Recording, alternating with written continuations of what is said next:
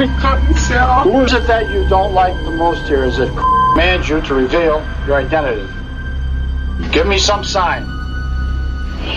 ¿Qué pasaría si lo que llamamos poltergeists no fuera solo una leyenda? Ya que a lo largo del siglo XX se documentaron decenas de episodios donde fuerzas invisibles parecían mover muebles, lanzar objetos y atacar personas. Algunos fueron tan mediáticos que atrajeron periodistas, policías y sacerdotes. Otros quedaron ocultos en el tiempo. Pero en este video vamos a repasar 5 de los casos poltergeists más perturbadores y virales. Apaga las luces, sube el volumen y prepárate para dudar de lo que crees posible. Número 5. El inquietante poltergeist de Terrassa. En la primavera del año 1936, en una pequeña ciudad industrial de Cataluña, marcada por la pobreza y la tensión social, vivió una familia que apenas lograba sobrevivir económicamente hablando. El padre José estaba desempleado, la madre Julia estaba enferma y tenía varios hijos a su cargo, entre ellos una bebé recién adoptada. Y con todo esto, en un momento comenzaron los fenómenos inexplicables, ya que detectaron que en el huerto las piedras parecían moverse sin razón, donde José, convencido de que era una broma, las metió en un saco y las ató con fuerza. Pero ante sus propios ojos y los de su hija Josefa, que tenía 14 años, las piedras comenzaron a saltar solas fuera del saco. Y desde ese momento la casa cambió. Golpes empezaron a sonar en las paredes, muebles que se caían sin motivo, luces que se encendían y apagaban por sí mismas, y lo peor, agresiones invisibles contra su hija, ya que Josefa juraba que algo la golpeaba, y aunque nadie podía ver nada, amanecía llena de marcas que tardaban días en desaparecer. Su madre empezó a sospechar que todo tenía que ver con la reciente adopción del bebé, y desesperados recurrieron al párroco local, Mosén Cuisido, el cual llegó confiado, dispuesto a dar una explicación racional. Pero su escepticismo duró poco, ya que durante una bendición una mesa se levantó y lo golpeó en el pecho, dejándolo sin aliento, y la noticia llegó inmediatamente a diferentes medios de comunicación, donde un periodista decidió viajar al lugar, describiendo que lo que vio lo dejó sin palabras. Mesas que se movían solas y una máquina de coser que parecía perseguir a la niña por toda la habitación. Y finalmente, después de todas estas declaraciones, un misterioso personaje del que nunca se supo el nombre convenció a la familia de realizar un ritual poco común, donde a medianoche Josefa debía atravesar a un cordero hervido, mientras sus padres golpeaban su ropa. Algo totalmente extraño, que no tenía ningún sentido. Y mientras se escuchaban los ruidos provenientes del interior de la casa, nadie se atrevió a abrir esa puerta, dejando que el ritual terminara, y extrañamente los fenómenos comenzaron a detenerse, lentamente hasta desaparecer por completo. Pero el misterio nunca se resolvió. Fue un auténtico poltergeist, algo provocado por el estrés o un mensaje exagerado de la prensa. Al igual que otros decían que podía ser un episodio de sugestión colectiva, en una época donde la fe, el miedo y la superstición se mezclaban para intentar explicar lo imposible. Número 4. El fin de la semana del infierno. Estados Unidos, 1974. ¿Qué harías si tu casa empezara a moverse sola, frente a más de 100 testigos, incluidos la policía y sacerdotes? Esto le ocurrió en el año 1960 a Gerard Jerry Gooding y su esposa Laura Gooding, que compraron un pequeño lugar sin saber que esa casa se convertiría años más tarde en escenario de lo que muchos consideran uno de los casos poltergeists más creíbles e impactantes de la historia, ya que poco después de mudarse, el miedo golpeó a la familia, su hijo perdiendo la vida a los 6 años, y el día siguiente Laura tuvo que someterse a una operación de urgencia, devastándolos a todos, levantando un altar en la memoria del niño y buscando consuelo en lo espiritual, donde un año más tarde adoptarían a Marcia, una niña con un pasado complicado, donde Laura desarrolló una protección que se describe como que podía ser obsesiva, no la dejaba sola ni un instante, y cuando Marcia sufrió un accidente escolar, su encierro se volvió total. Algunos investigadores creen que esa tensión emocional pudo ser el detonante de lo que estaba por venir, ya que en diciembre del año 1971 los primeros sucesos se manifestaron, golpes en las paredes a cualquier hora, donde Jerry pensó que eran piedras lanzadas desde fuera, pero jamás se encontró a nadie, ni pruebas de que fuera algo normal, para que además de todo esto, 3 días después, Laura escuchara 3 golpes secos en la puerta, y al abrir no había nadie, solo unas marcas húmedas que no tenían sentido porque no había un rastro de lluvia. A partir de entonces las cosas se salieron de control. Jerry llegó a ver una forma similar a una mano apoyada en la ventana de su dormitorio, pero estaba solo en casa. Y lo impensable ocurrió en noviembre del año 1974, que durante una cena entre amigos, la hija de uno de ellos salió corriendo del comedor gritando: "El sofá se está elevando".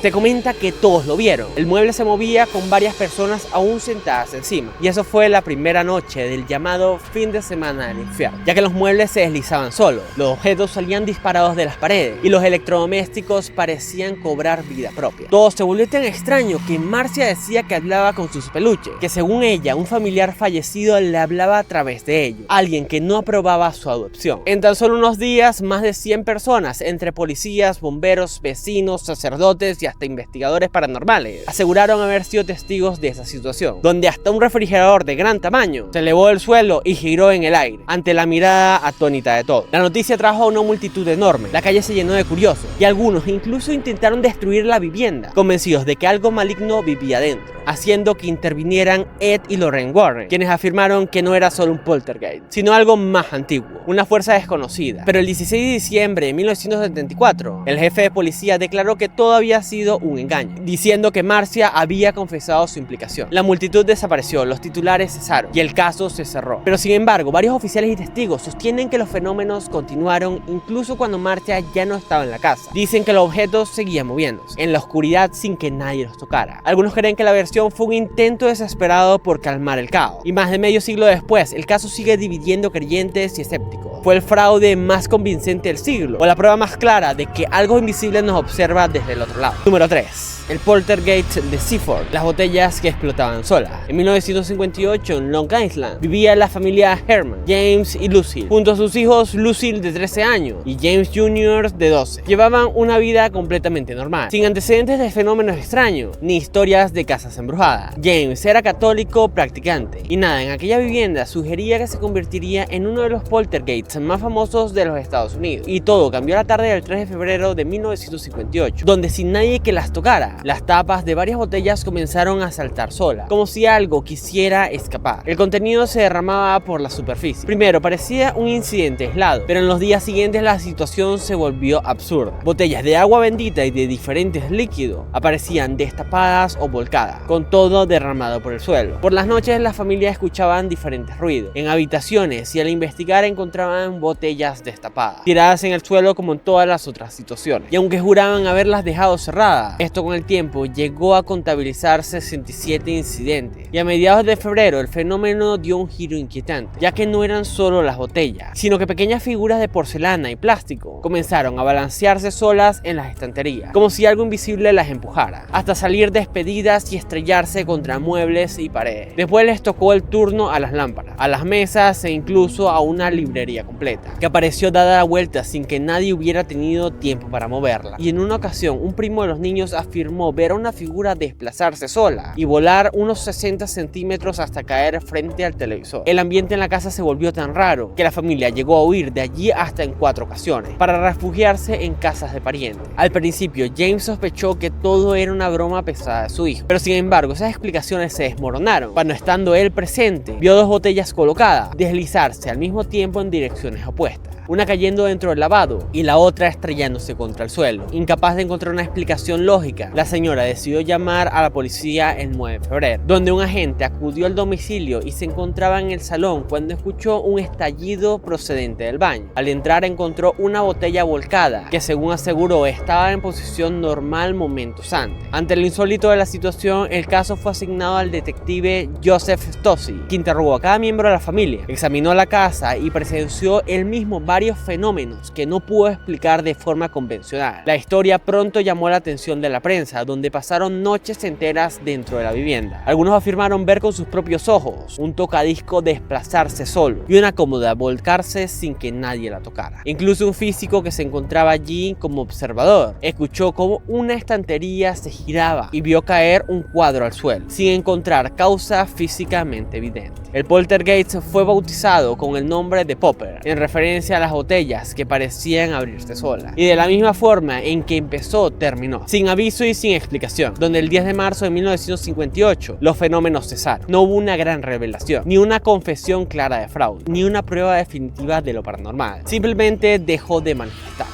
Número 2. El fantasma Donald y los 12 años de terror. En 1956, la familia Hitchens vivía en Londres. El padre Wally trabajaba como conductor de trenes del metro. La madre Kitty sufría artritis y necesitaba una silla de ruedas. La abuela Ethel era una presencia fuerte en el hogar. John era un hijo adoptivo y Shirley, de 15 años, trabajaba como costurera. Aparentemente era un hogar común y humilde, sin ningún elemento que hiciera sospechar que con el tiempo sería conocido el escenario del poltergeist más prolongado del Reino Unido, donde todo comenzó en una mañana de enero, cuando Shirley encontró sobre su almohada una pequeña llave plateada. Nadie en la casa la reconocía y no encajaba en ninguna cerradura, y aquella misma noche la tranquilidad del hogar se rompió con unos golpes secos y violentos que hacían temblar paredes y muebles. Los ruidos se repetían día y noche, acompañados de un inquietante sonido de rascado que parecía provenir del interior de los muebles y de las paredes. Ni la policía ni los técnicos que revisaron la vivienda pudieron encontrar un origen físico. Convencidos de que algo sobrenatural estaba detrás de todo, la familia decidió bautizar a la entidad con un nombre muy humano, Donald, que con el pasar del tiempo los fenómenos se hicieron más intensos. Testigos afirmando ver sábanas que se elevaban y se movían solas, zapatillas que caminaban sin nadie adentro,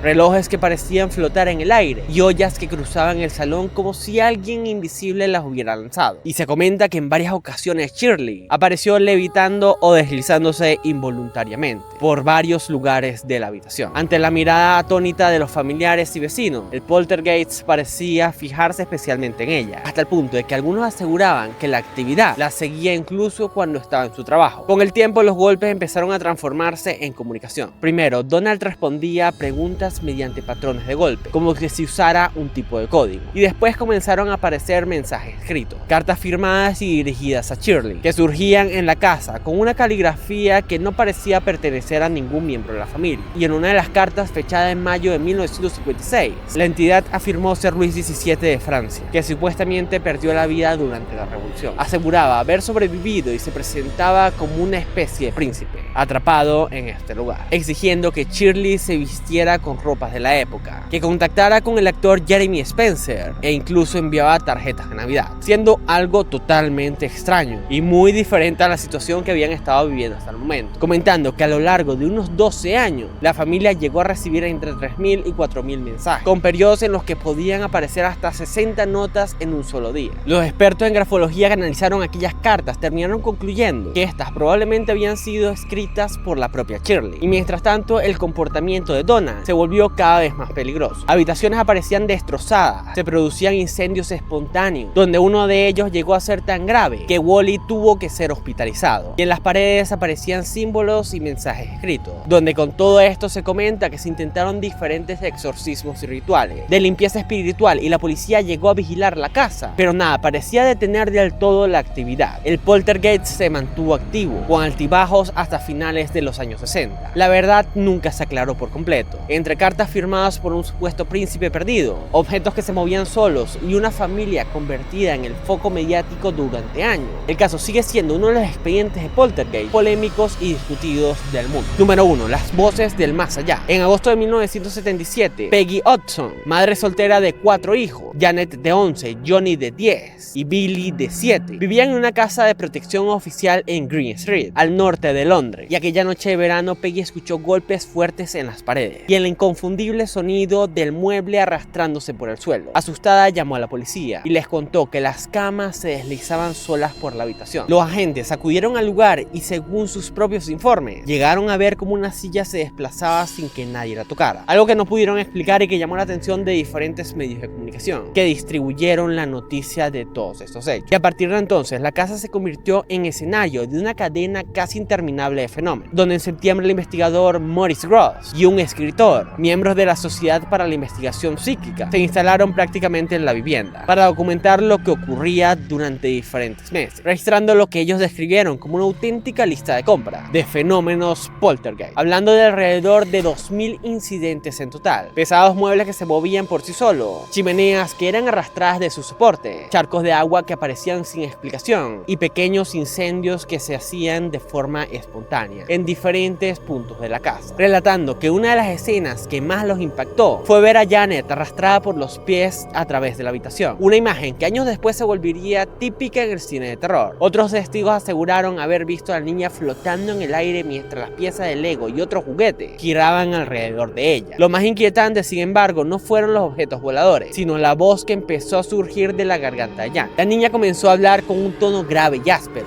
diciendo ser Bill Wilkins, un hombre que afirmaba haber perdido la vida en ese mismo salón años atrás, el cual creó mucha intriga, y la familia comprobó más tarde que efectivamente un hombre llamado Bill Wilkins había fallecido en la casa. La voz podía mantenerse hablando durante largos periodos, responder preguntas y mantener conversaciones completas a través de Janet, algo que fue grabado en numerosas cintas. Y esta faceta del caso llevó a Ed y Lorraine Warren, invitados por la prensa, a ver toda la situación y sostener que no se trataba solo de un poltergeist, sino un caso de posesión demoníaca, dejándonos muchas dudas de qué qué en realidad estaba pasando en el lugar, pero sin concluir con mucha más información. Todo esto haciéndonos pensar, ¿son crímenes creados por la mente o algo que viene del más allá? Hemos recorrido 5 casos separados por décadas y océanos, pero unidos por un mismo patrón inquietante: un adolescente en el centro, un hogar cargado de tensión y fenómenos que parecen burlarse de las leyes de la física. ¿Cuál de estos casos te ha resultado más inquietante? ¿Crees que alguna vez llegaremos a conocer la verdad que se esconde detrás de los poltergeists? Deja tu opinión en los comentarios y suscríbete para más historias